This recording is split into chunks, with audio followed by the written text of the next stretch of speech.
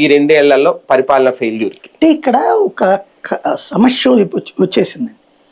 మీరు టికెట్ కేటాయింపు ఏంటి? మీరు ప్రాతిపదిక వ్యక్తి క్యారెక్టరా, వ్యక్తికి ఉన్న ప్రచారమా, వ్యక్తికి ఉన్నటువంటి ఫాలోయింగా, పబ్లిక్ లో ఉన్నటువంటి మంచి పేరా, ఇవి చూడట్లా.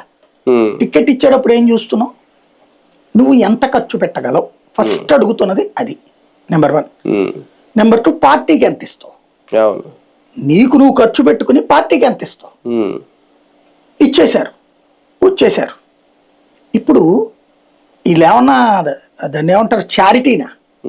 తమ జీవితకాలం సంపాదించుకుంటే ఆస్తులు, తాత ముత్తాతల ఆస్తులు, లేకపోతే వాళ్ళ ఆస్తి అంతా తీసుకొచ్చేసి పార్టీకి నువ్వు జనానికి ఖర్చు పెట్టేసి కూర్చోవడానికి సంపాదించుకోవాలి. సంపాదించుకోవాలన్నప్పుడు మట్టి తవ్వుకుంటున్నాడు, ఇసుక తవ్వుకుంటున్నాడు, ఏయో చేస్తున్నాడు. కాదు అనడానికి ప్రభుత్వం దగ్గర ఏముంది? ఇది చేసేటప్పుడు ప్రజలు బాధితులు అవుతారు. ఇక్కడ ఇది తెలియదా? దీన్ని ఎలా ఆపుతారు?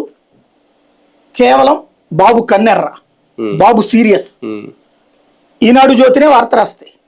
ఉల్టా చోర్ కొత్త వాళ్ళకే డాంటే అనమాట.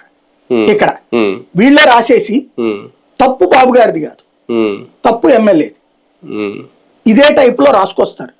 తర్వాత ఇప్పుడు ఒక దాన్ని